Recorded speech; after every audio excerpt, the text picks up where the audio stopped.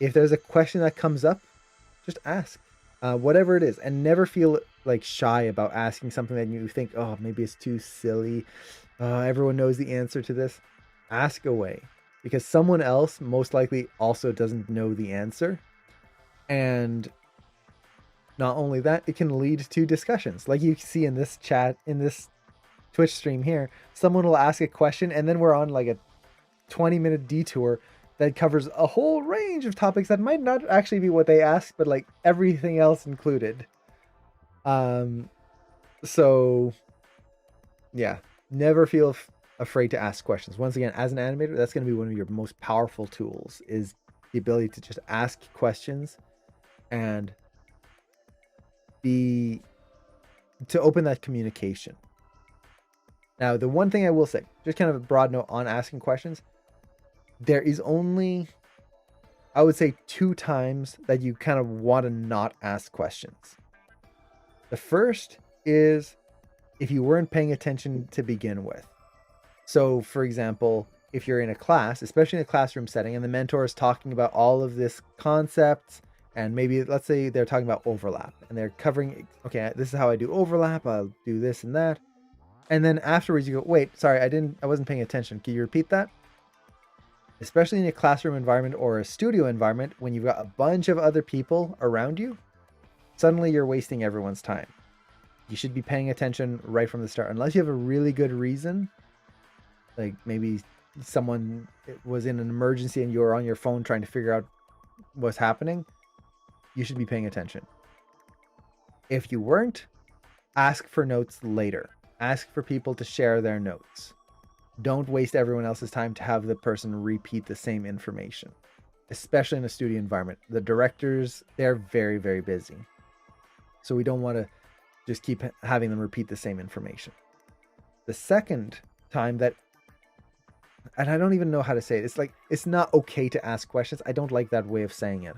But the second area where questions are maybe not as welcome, let's put it that way, is when you haven't done any work to look for the answer yourself first. And again, this is especially true in a studio or school environment. So, for example, there will be times when, let's say, well, I'm just going to use random student. I'm teaching a class, and I might be teaching about this topic, and a student goes, hey, how do I do so-and-so? Let's say, I'm trying to think of an example. How do I play blast my shot? How do I play blast my shot? Okay, I could answer that in class, but in the classes I teach, I already sent an email with that information. It was also in the lecture that week, and it was also in the supplementary notes that week. There's 3 places that I'm thinking of sitting down. Now, the student could have found the notes, one of them being emailed directly to them, that they didn't look through first before asking the question. In a studio environment, that is even more important. If you're given, like, okay, here's when you start at a studio, here's all the information you'll need at the studio, here's your key card, here's all of this stuff. If you have any questions, ask us. And if you go, oh, where's the bathroom? Or let's say, oh, where's my desk? Well, it's in the paper that I just gave you. Page 1. That shows that you don't want to do the work yourself. You're just expecting people to give answers. And that might not be what you are meaning, but it's how it comes off. So make sure you read the information first. Make sure you look through. And sometimes you miss information. Maybe it was in the lecture and you just missed it. That's okay. Then it's okay to ask a question. And when the teacher goes, oh, it was in the lecture, you can go, oh, I totally missed it. And they'll understand. That's totally fine. As long as it doesn't become a habit. If it happens every single week or every other day, then you, again, want to make sure you pay attention. But honestly, those are probably the only 2 times. Well, actually, no, a third. One more where a question would not be the most welcome is when someone has already given you the answer multiple times. Now, this is a very broad thing, so I'm going to clarify here. It's okay to ask questions multiple times in certain situations. We're learning. We're always trying to improve. We are trying to push ourselves. So sometimes you will ask a very similar question, but about a different topic or about a different situation. It's okay to ask a question that someone else has asked before. It's okay to repeat certain questions. Like in the streams here, we get a lot of people who ask the same questions, and I don't mind re-answering because everyone has to ask that question at some point. That's part of learning. That's not a problem whatsoever. But there are times when, let's say, constraints. Someone will message me and go, hey, how do I do constraints? And I'll go, okay, here's the way. And the next time they do constraints, hey, how do I do constraints? Well, here's the information again. And then next time, hey, how do I do constraints? It's the same way. It's the same answer. That shows me that when something like that happens, that they are not paying attention, that they don't, that they're not retaining the information. They're just like, okay, here's my information, apply, move on. That's not what you want to do. You want to take the information, drill it into your brain, remember it, and then let it go.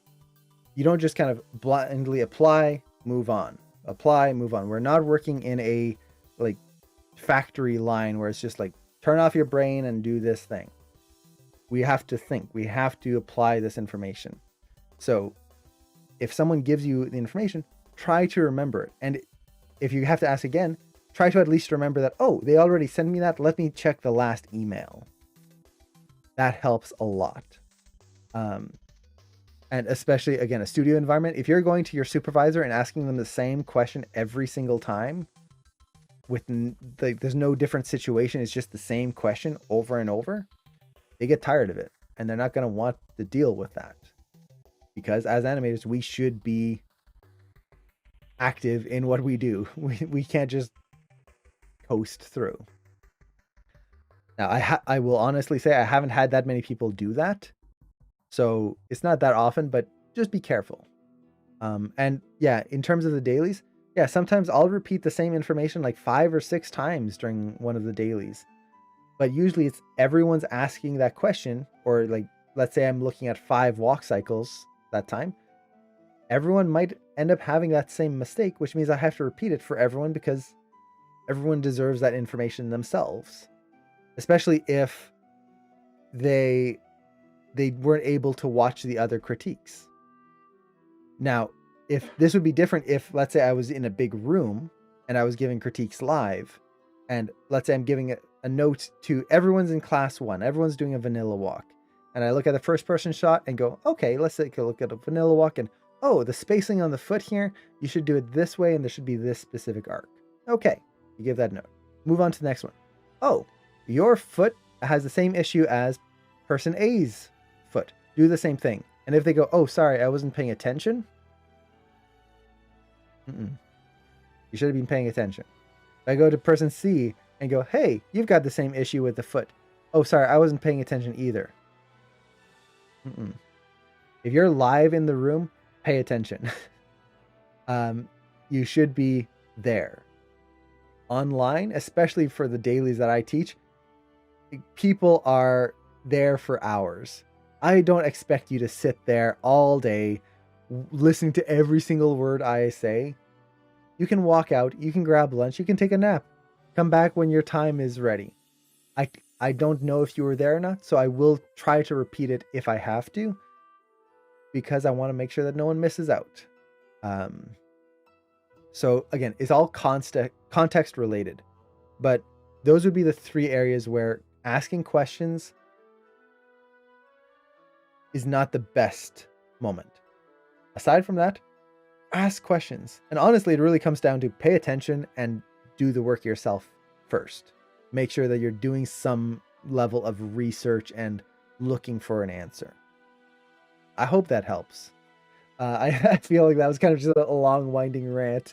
But hopefully that makes sense and was helpful for people.